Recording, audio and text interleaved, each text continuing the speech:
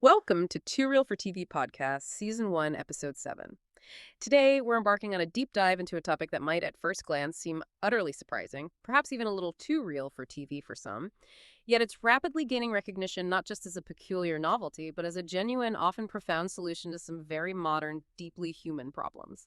Here at the deep dive, our commitment is always to take your sources, your research, our own notes, and distill the most important nuggets of knowledge and insight. We aim to be your shortcut to being genuinely well-informed, ensuring you get those aha moments without ever feeling overwhelmed by information overload. And today's deep dive is custom tailored for anyone curious about this truly unique, evolving wellness trend, drawn directly from a fascinating central online discussion and a stack of supporting research. That's right. And while the concept might initially strike you as unusual, the sources we've meticulously explored, ranging from deeply personal online confessions to rigorous neuroscientific studies, reveal a practice that is far more ethically grounded and scientifically supported than you might assume. It's a field that directly addresses fundamental human needs that are increasingly unmet in our contemporary society. We're going to uncover some genuinely surprising facts and perspectives, making sure to present this complex topic with a clear structure and an engaging delivery that truly respects your time. It's another one of those stories that's simply too real for TV. And as we navigate these compelling narratives and surprising data, remember to like and subscribe or follow Too Real for TV on your preferred podcast platform. Your support helps us continue to bring you these in-depth explorations into the realest stories out there, delving into topics that are truly at the heart of the human experience. Yeah. You can find Too Real for TV, widely available on YouTube, Spotify, Amazon Podcasts, Audible, and Apple Podcasts. So whether you're commuting, working out, or just relaxing, there are plenty of ways to access these deep dives into stories that are, as we love to say, too real for TV. All right, let's dig into this. The core of our exploration today stems from a very candid online post, a personal confession that really sparked our curiosity about this whole field. But before we even get to that, let's maybe establish a baseline for anyone new to this concept. When we talk about professional cuddling, what exactly is cuddle therapy? Because for many, I think that phrase immediately conjures more questions than answers. That's a critical starting point, yeah, because clear definition is paramount here, especially given common misconceptions. So professional cuddling, formerly referred to as touch therapy, is essentially a service. It provides non-sexual physical touch within a meticulously designed, safe, and explicitly consensual environment. It's crucial to understand it as a legitimate professional service offered for compensation, meaning it operates within established business models, much like, say, a massage therapist or a talk therapist. Okay, so it's far more than just a casual hug with a friend then. It sounds like a deeply structured, intentional service. Precisely. The platonic nature of this service isn't just important.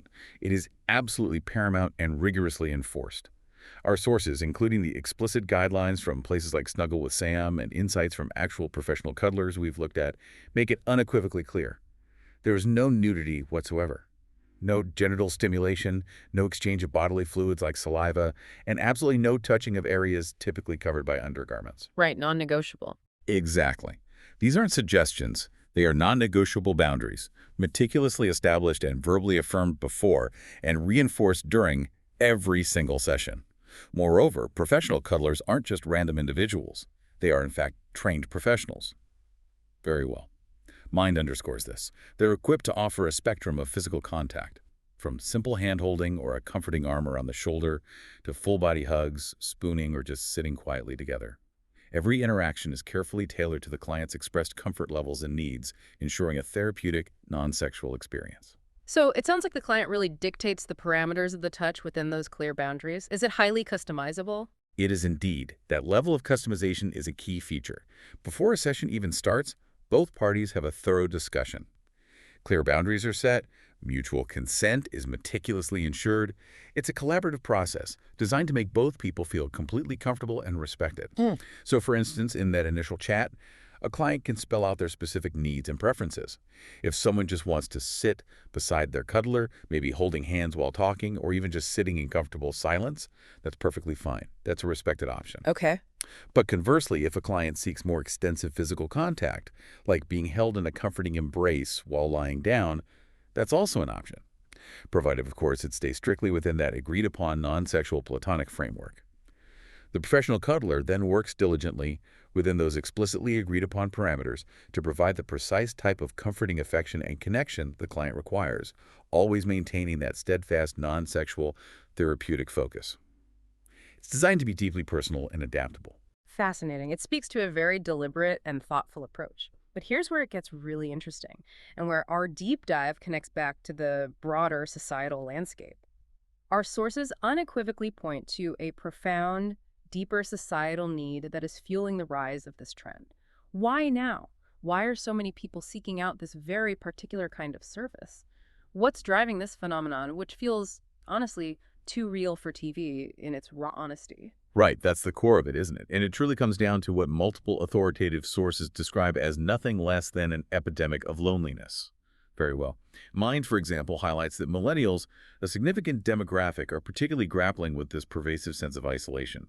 And this situation, well, it was drastically exacerbated by the global COVID-19 lockdowns, and crucially, it hasn't really eased up much in the years since. Wow, still feeling the effects. Absolutely. Broader statistical data, compiled from interviews with professional cuddlers and general population surveys, paints an even starker picture.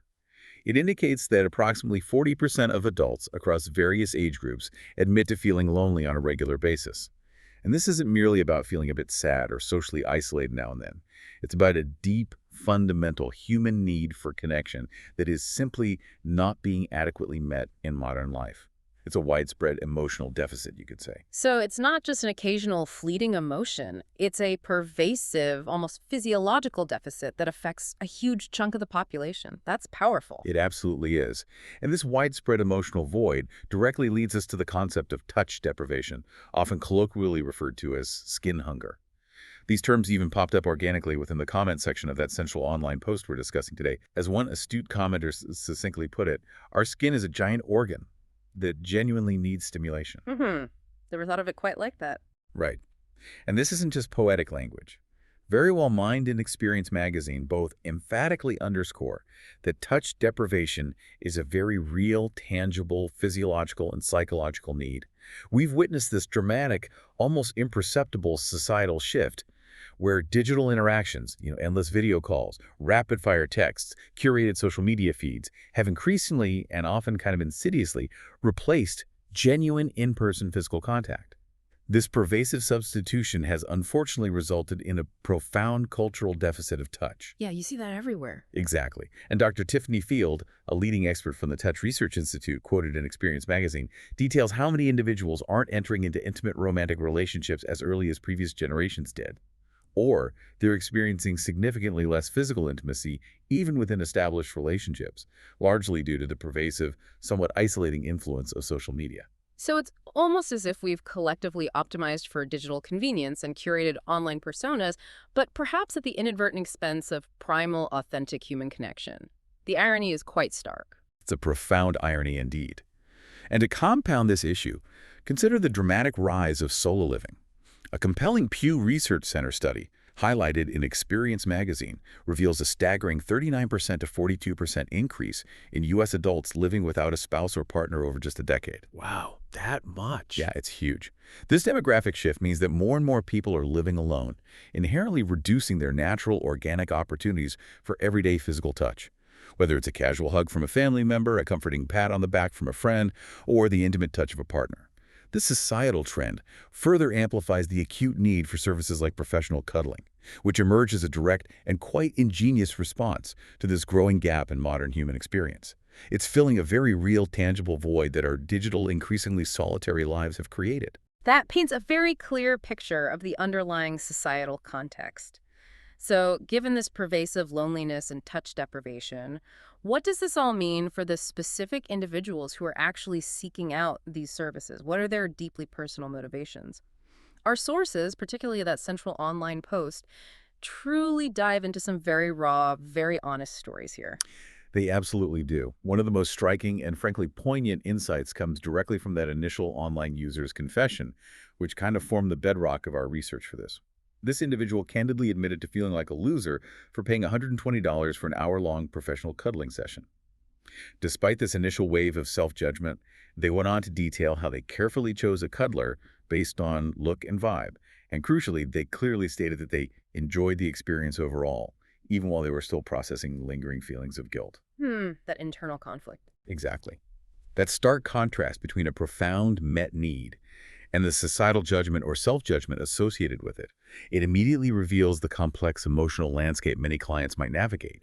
They're balancing this very real, intense need with internalized perceptions or societal stigmas. It sounds like it's far from a simple transactional exchange. There's a deeply resonant emotional and psychological layer interwoven throughout the experience. Absolutely. And extending beyond that one confession, our sources meticulously outline a wide and diverse spectrum of motivations. Professional cuddling consistently appeals to individuals grappling with chronic stress or debilitating anxiety, profound feelings of isolation, severe and prolonged touch deprivation, unresolved attachment issues, or just a deep, aching lack of consistent affection in their daily lives. Very well. Mind and Birch Tree Bodywork consistently emphasize that these sessions can be incredibly therapeutic and healing, offering a unique form of comfort and validation. It's also critically noted that this service provides an invaluable safe space, particularly for individuals struggling with social anxiety who find traditional social interactions really daunting, or for those who simply find it challenging to form deep, personal connections in a conventional sense. Furthermore, for asexual individuals, professional cuddling offers a vital and deeply appreciated avenue to experience meaningful, platonic, non-sexual touch without any of the inherent pressures or expectations that typically accompany a romantic or sexual relationship. So it's not just a blanket solution for general loneliness. It really addresses very specific emotional or psychological barriers to connection, creating a bespoke form of comfort. Precisely. And the clientele, as our sources attest, is remarkably diverse. Very well. Mind and extensive interviews with professional cuddlers detail that the range includes, but isn't limited to, trauma survivors who find solace in controlled, consensual touch. Neurodivergent individuals, there was a compelling case of a young man with autism and ADHD who found a unique form of solace where traditional therapy struggled. And also older and disabled individuals who often face disproportionately higher rates of loneliness and touch deprivation. Many clients also actively seek out professional cuddling as a structured way to build confidence in social interactions and to develop healthier attachment skills in a low-pressure environment. The underlying desire, however varied the individuals, is this unifying yearning for safe, caring, and understanding human connection. The original online confessor even made a compelling point about feeling deeply uncomfortable in strip clubs despite their need for connection, explicitly stating that professional cuddling offered a far more appropriate and resonant avenue for their non-sexual needs, powerfully underscoring its distinct and legitimate purpose. That's a powerful illustration of the diverse needs being met. So what happens when we shift our focus from the motivations of the clients to the wider world? What does this all mean when we look at the actual reactions and broader discussions that erupted around this concept? Let's dive into some of those immediate responses and the wider conversations sparked by these personal confessions directly from the comments of that initial online post. Yeah, the comment section of that post is truly a goldmine of human sentiment and diverse perspectives. The original poster's raw confession, paying $120, choosing based on look and vibe, enjoying it but still wrestling with feelings of being a loser or guilt, it ignited this wave of deeply empathetic and validating responses. Many commenters immediately rallied to validate the poster's very real need. One particular comment resonated, simply stating, "Touch deprivation is real, my friend." Another, perhaps even more profoundly, articulated the concept of skin hunger, explaining that skin is a giant organ that needs stimulation. The overwhelming, overarching sentiment expressed by the majority of sympathetic replies was a powerful affirmation. No shame in wanting connection. It showcased a collective understanding of a shared, often unspoken, human vulnerability. It sounds like a large segment of the online community got it. They understood that deep-seated primal need for touch rather than rushing to judgment. Were there other fascinating shared experiences or analogies offered in those comments? Absolutely. The comments section truly revealed the multifaceted nature of human connection and its various forms. One user vividly recounted their unexpected experience with escorts who, to their surprise, provided genuine platonic cuddling, emphasizing that the client's true desire was fundamentally for love and human touch, not purely sexual activity. Wow, that really challenges stereotypes. It does.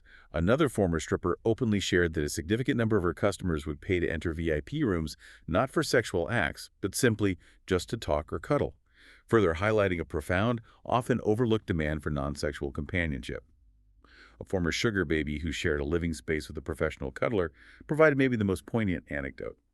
She spoke of a doctor who hired her roommate not for intimacy, but specifically to play Uno with a dying cancer patient and take her out to dinner, simply so the patient could experience a date for the very first time. These stories collectively speak volumes about the diverse and often heartbreaking needs that these services inadvertently or purposefully address. Wow, that's incredibly poignant. Those anecdotes really underscore how fluid and varied human connection can be, and just how desperate some individuals are for any form of it. It's truly too real for TV. It is indeed. A seasoned massage therapist chimed in, offering a professional observation that many of their regular clients seem to primarily seek the consistent, non-sexual physical contact inherent in their sessions, suggesting a deeper need for touch beyond just muscle relief. And it's not always about one-on-one sessions. Several comments enthusiastically mentioned cuddle parties as a group setting for consensual platonic touch. Cuddle parties, okay. Yeah, described by participants as a wholesome social therapeutic community activity, comparing the group experience to other therapeutic modalities.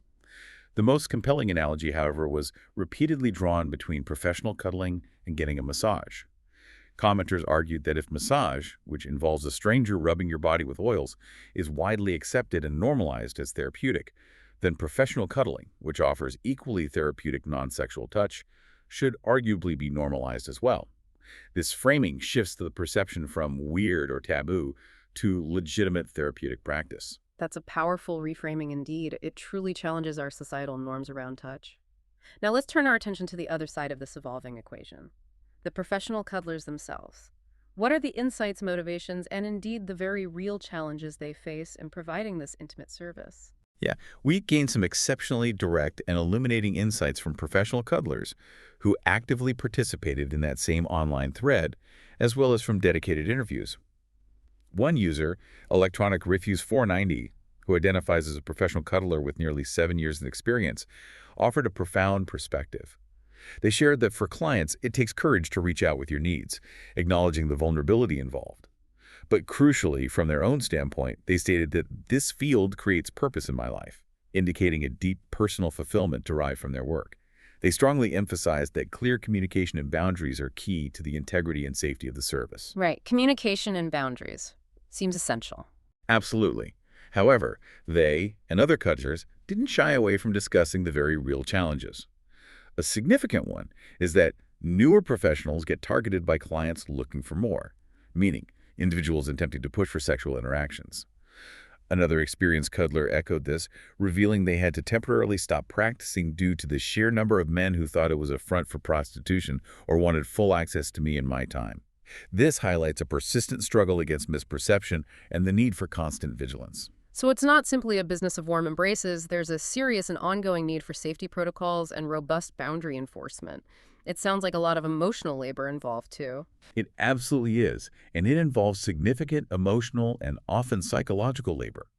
That veteran cuddler detailed various safety protocols. They emphasize approaches can vary but generally include rigorous screening processes for potential clients, always informing a trusted contact of their location and session times, and crucially, trusting their inner alarm bell, that gut feeling when something feels off.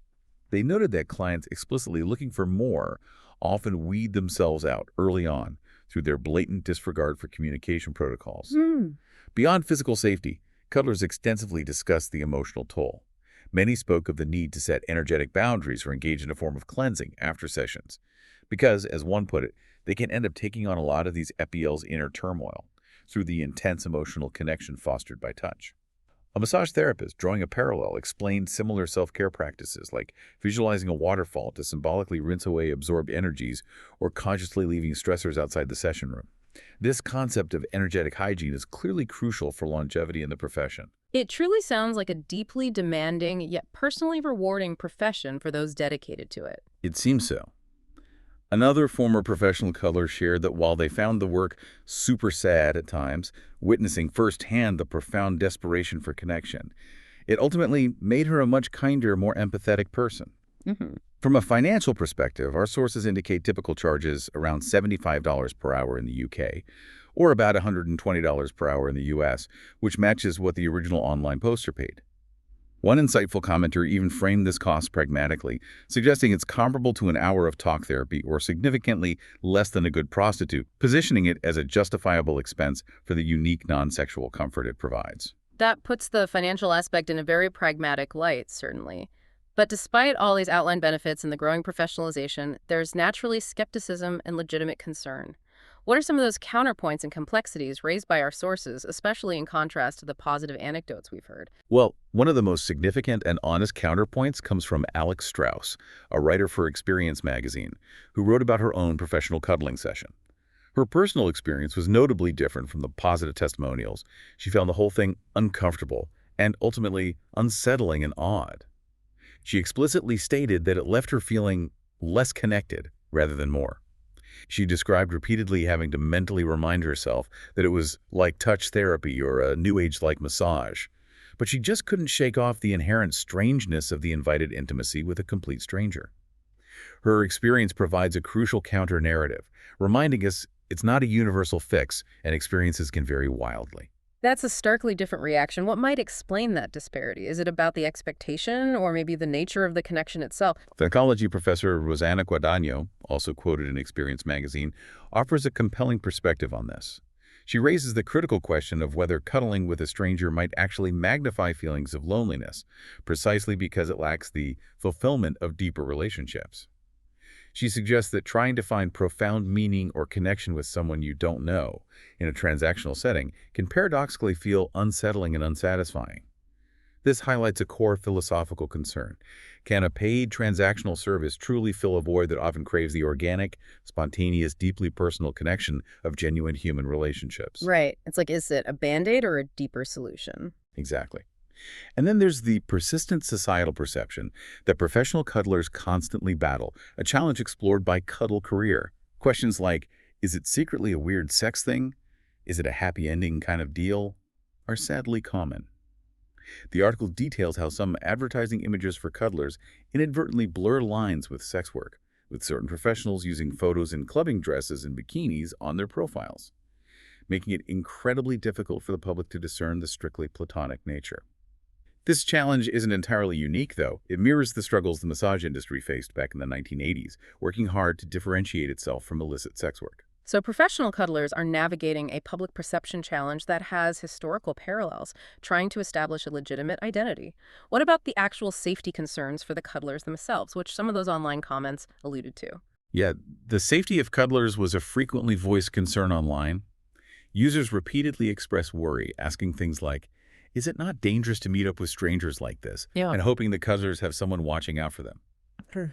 The potential for clients to push further or be creepy was a recurring theme, echoing the first-hand experiences of some former cuddlers who found it challenging precisely because men would try to take advantage. And lastly, unfortunately, there were some less than empathetic comments about client hygiene and body size, with one user unpleasantly mentioning hugging smelly fat men. Yeah. But it's crucial to note, other commenters were quick to push back against this prejudice, emphasizing that good hygiene is a standard, non-negotiable expectation for all clients, regardless of physical attributes. They also rightly pointed out that body size doesn't inherently correlate with poor hygiene or an unpleasant experience. One person even offered a counter anecdote, saying, as a slim woman, I got to tell you, there is something about hugging a big man. It is not at all unpleasant. So it really highlights the wide spectrum of perceptions, biases, and evolving understanding around this fascinating and still developing profession. Okay, let's connect this to the bigger picture and the undeniable power of science.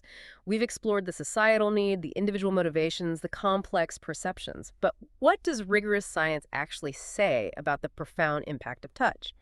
Is there real neurophysiological backing for why professional cuddling, or indeed any consensual, comforting touch, is so impactful? Absolutely. The scientific evidence is not only compelling but forms a critical pillar of understanding why this service provides genuine therapeutic benefits. Our insights are drawn from reputable sources like Verywell Mind, Birch Tree Bodywork, and particularly an in-depth article in J. Integru Neurosan on the neurophysiology of touch. At the very heart of this scientific understanding lies oxytocin, often affectionately dubbed the bonding hormone or cuddle hormone. Ah, yes, oxytocin. Right. This powerful neurochemical is released abundantly during various forms of physical touch and has a remarkably profound effect on our biology. It measurably reduces stress by lowering cortisol levels, our main stress hormone. It acts as a natural pain reliever, and it significantly aids in improving sleep quality and duration. Simply put, As Very Well Mind emphasizes, the more oxytocin our bodies produce through positive touch, the better our overall physiological and emotional state. So it's far more than just a fleeting feeling of comfort. It's a deep, measurable physiological response orchestrated by our own internal chemistry. That's a true aha moment. Precisely. And beyond oxytocin, touch also directly stimulates the production and release of other vital neurotransmitters in the brain, namely serotonin and dopamine. These are key biochemicals renowned for their roles in enhancing mood, regulating emotions, and actively combating feelings of depression and loneliness. But where the science gets even more specific and incredibly fascinating is with the discovery and understanding of C-tactile CT fibers. CT fibers. Okay, tell me more. So the J-Integra Neurosci article introduces these as a unique class of unmyelinated, slow-conducting afferents. Think of them as specialized, subtle nerve fibers embedded within our skin. What makes them so unique is their optimal responsiveness to gentle, slow stroking. Studies have precisely identified the ideal speeds, between 1 and 10 centimeters per second, with a sweet spot around 3 centimeters per second. This isn't just any touch. It's a specific, almost tuned type of pleasant, emotionally resonant touch. That's incredibly precise. So our bodies are literally wired down to the speed of a caress to respond to certain types of touch that evoke comfort and safety. It's like our nervous system has its own cuddle receptors. Exactly. You've perfectly articulated it. They are indeed our body's inherent cuddle receptors. When CT optimal touch occurs, it doesn't just register physically. It directly activates specific brain regions involved in emotional processing and social bonding. These include the insula, crucial for internal body awareness and feelings, the anterior cingulate cortex, involved in empathy and decision-making, and the prefrontal cortex, which handles higher-level functions and social cognition. This activation explains why this specific type of touch so powerfully fosters feelings of comfort, safety, and connection. And what's even more remarkable is the role these CT fibers play in pain modulation. They can actually inhibit pain signals at the spinal cord level and effectively downregulate cortical areas, parts of the brain, responsible for the affective or emotional aspects of pain. This makes CT optimal touch particularly promising for individuals suffering from chronic pain conditions like fibromyalgia and Parkinson's disease, where it's shown significant potential in reducing pain levels, even if the perceived pleasantness of touch might be altered for some patients. That's truly groundbreaking. It's like our bodies possess a built-in neural painkiller activated by gentle touch. And you mentioned body awareness earlier. How does that tie into this? That ties directly into interoception, which is our ability to sense the internal state of our body. Yeah. CT fibers project directly to those insular brain regions I mentioned, which are pivotal in integrating sensory and emotional signals about our internal bodily states. This process significantly increases our body awareness and contributes to what researchers call an inner pleasant body feeling. Essentially, gentle, comforting touch can make us feel more anchored, more at home within our own skin, enhancing our overall sense of well-being. And on a broader physical level, the profound stress-reducing effects triggered by this therapeutic cuddling also lead to a demonstrably stronger immune system response. By lowering chronic stress, the body's natural defenses are bolstered.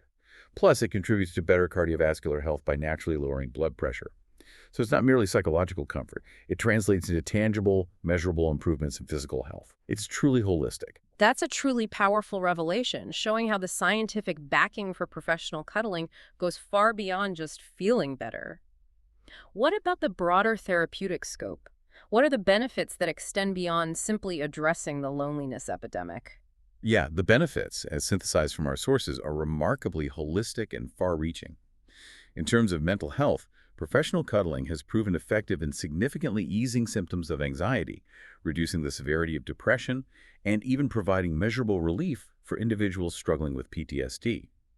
Regular sessions have been shown to enhance social skills, making it genuinely easier for individuals to initiate and maintain healthy, meaningful relationships in their daily lives.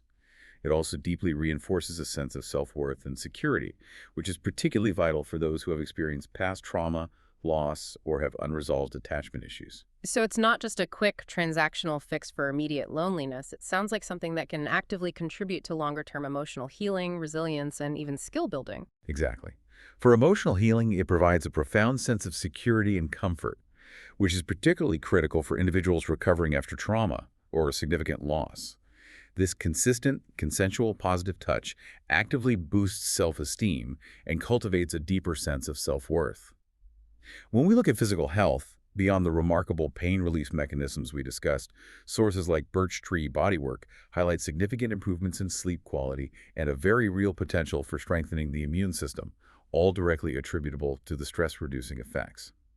And crucially, professional cuddling is often presented as a powerful complement to traditional therapy. Ah, interesting. So it works alongside other therapies. Yes, many sources, including that online comment from a user who integrated it with somatic therapy, which focuses on the body's sensations to process emotions, suggest it can be an excellent adjunct. It truly offers a more holistic approach, providing that much-needed physical comfort and regulation that talk therapy alone, while invaluable, sometimes can't fully address. This all sounds incredibly beneficial, fostering healing on multiple levels. But it also raises a really important question, especially given the intimate nature of touch. How do we ensure that this remains a truly safe and ethical practice, distinguishing it from other, less scrupulous services? This is precisely where the robust ethical framework becomes absolutely vital.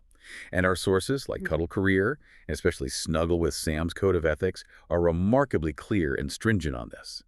Fundamentally, professional cuddling is legal.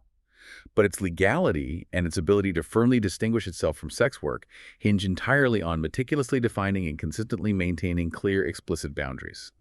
Samantha Varneren of Cuddle Career explicitly states that professional cuddlers are paid for to hold those boundaries around touch and to explore what's possible within those boundaries. I see. This is why core tenets like no nudity, no genital stimulation, and no touching of areas covered by undergarments aren't just rules, they're the non-negotiable bedrock of the profession's legitimacy and safety. So, clear, explicit, and consistently enforced rules are truly the foundation.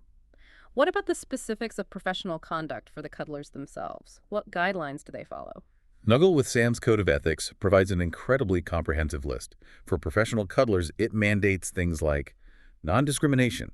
Services must be offered without bias based on gender, religion, race, disability, sexual preference, body size, or age, above consent. Yeah. This counters some of those negative online comments we saw. Accurate representation. Cuddlers must truthfully represent their services, qualifications, and training. Confidentiality and privacy. Client info and sessions must be kept strictly confidential. Okay, standard professional stuff. Right. Also, sound business practices. Following laws, clear fees, non-exploitative transactions, stopping sessions if a sexual relationship is desired. This is crucial. If a client wants more, sessions stop immediately with a recommended no-contact period of at least 6 months to manage boundaries and transference. Maintaining client well-being, always the primary focus. Good personal hygiene and disclosing illness, basic health standards, and operating with incompetence, recognizing limits and referring out to licensed professionals when needed. That's remarkably thorough. And what about the clients? Do they also have a code of conduct or expectations? Absolutely. The client conduct section is equally specific, Yeah. emphasizing mutual respect. Respect cuddlers' boundaries. Paramount. It's reciprocal. Understand platonic nature, reinforcing the core definition. Yeah. No pursuit of sexual arousal interaction. Explicitly prohibited in or out of sessions. Communicate personal boundaries. Clients are actively encouraged to voice their own comfort levels. So it's a two-way street. Exactly. Yep. Also, disclose relevant conditions or substance use if it affects consent or the section dynamic. And practice respectful personal hygiene. Same expectation as for the cuddler, ensuring a comfortable environment. It truly sounds like an intricate dance of mutual respect, open communication, and clear parameters. Is there formal training involved to ensure these standards are met? That's an excellent question, and it speaks to the industry's push for professionalization. While Very Well Mind notes there's currently no legally mandatory training or certification, it is highly advisable and increasingly pursued. Licensed clinical social worker Joshua Collins strongly recommends specialized training programs covering consent, boundary setting, communication techniques, and ethics. This kind of training is invaluable, equipping cuddlers to manage diverse client needs skillfully. A prime example is Cuddle Professionals International, CPI, founded by Claire Mendelsohn, which offers accredited, insurable online courses. This training teaches cuddling as a legitimate therapy modality and ethically and responsibly. CPI's accreditation by the Complementary Medical Association in the UK adds credibility. So even if it's not legally mandated yet, the industry itself is actively pushing for high standards of professionalism and ethical conduct. Exactly. Key traits for a good cuddler consistently mentioned are high empathy, willingness to learn, robust boundaries, exceptional listening skills, and a professional attitude. Training specifically helps address those tricky situations where clients might push boundaries, ensuring the cuddler can respond effectively. It also provides tools for handling complex emotional bonds, known as transference, where clients might develop intense feelings. Mendelssohn stresses communication is key here, sometimes needing non-cuddling sessions just to talk through feelings, or even discontinuing sessions if attachments become unmanageable or ethical lines blur. Ultimately, it all circles back to transparent communication, unwavering ethical practice, and a crystal clear understanding of what the service is and, just as importantly, what it isn't. What's truly fascinating here is how the emergence and growth of this service, too real for TV in its directness, profoundly reflects and perhaps even responds to larger, sometimes unsettling shifts in our society. It feels like both a symptom of modern problems and a potential innovative solution. What are the broader implications, the so what, for us, the listeners, as we ponder this evolving landscape? The rapid growth is indeed incredibly revealing about our current society. Firstly, it draws a direct link to the hashtag #MeToo movement's heightened emphasis on consent and boundaries. Adam Libben, founder of Cuddlers.com, suggested his service provides a unique kind of education about correct behavior in physical interactions. In what he starkly calls a Tinder-Grinder hookup nation, many individuals, maybe particularly men, might lack the skills or understanding to navigate healthy platonic touch with integrity and respect for consent. Cuddling sessions, with their strict, explicit consent protocols, offer a profound experiential lesson in self-advocacy, active listening, and respecting boundary skills that are arguably more crucial than ever. It's almost like a re-education, a practical masterclass in physical literacy for a culture that, in many ways, has become increasingly confused or desensitized about respectful physical interaction. Precisely. Secondly, and just as significantly, professional cuddling provides a vital alternative for those seeking intimacy without the pressures of romantic or sexual relationships. Many online comments highlighted this profound desire for connection and comfort without the often daunting expectations of traditional dating or sexual partnership. It offers a non-judgmental, defined space to get a fundamental human need, touch, and connection met without overwhelming social pressures. The overall growth powerfully underscores a deep-seated modern need for genuine human connection in an increasingly digital age that, paradoxically, often promotes isolation over true interaction. Both Experience Magazine and Claire Mendelssohn point out that while we have endless digital tools to connect, we're simultaneously losing authentic face-to-face opportunities for nuanced communication and, critically, for genuine physical affection. It certainly makes you pause and reflect. If this trend continues to grow and normalize, what does its very existence, its prevalence, say about our future as a society? What kind of world are we moving towards? That's the truly provocative thought we're left with, isn't it? The ultimate, so what? Will professional cuddling eventually become a widely normalized form of self-care, like massage therapy, in an increasingly touch-starved world? Or does its very existence merely highlight a deeper problem of lost human connection that signals a need for more fundamental, maybe radical societal shifts in how we interact and prioritize relationships? Rosanna Guadagnino, this Stanford psychology professor, expresses cautious concern. She suggests that while the immediate comfort is real, cuddling with a stranger might ultimately prove unsettling and unsatisfying long-term, potentially even magnifying loneliness because it lacks the fulfillment of deeper organic relationships. She argues we need to collectively focus on building meaningful relationships, not just rely on transactional ones to fill voids. Ultimately, the rise of professional cuddling compels us, as a society, to confront the profound human need for touch and connection, and to consider the myriad ways, both traditional and unconventional, that humanity is trying to meet this essential need in our rapidly changing world. What an incredible, multi-layered deep dive into a topic that truly proves to be too real for TV. Thank you for joining us for this extensive exploration into the fascinating world of professional cuddling. It's a topic brimming with so many unexpected layers and truly surprising insights. From personal confessions to neuroscientific revelations, we sincerely hope it's given you a tremendous amount to think about and discuss. And we are truly grateful to you, our audience, for listening to this episode of Too Real for TV. Your engagement allows us to bring these stories to life. Yeah, join us next time for another deep dive where we'll uncover more stories that are truly too real for TV. Don't forget to like, subscribe, or follow Too Real for TV on your preferred platform to ensure you don't miss any of our upcoming episodes. You can easily find us on YouTube, Spotify, Amazon Podcasts, Audible, and Apple Podcasts. Until next time.